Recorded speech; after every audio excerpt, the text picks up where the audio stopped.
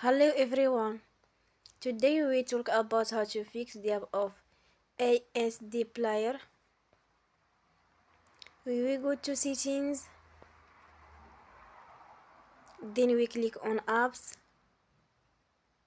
After that we will search the app ASD player and we click.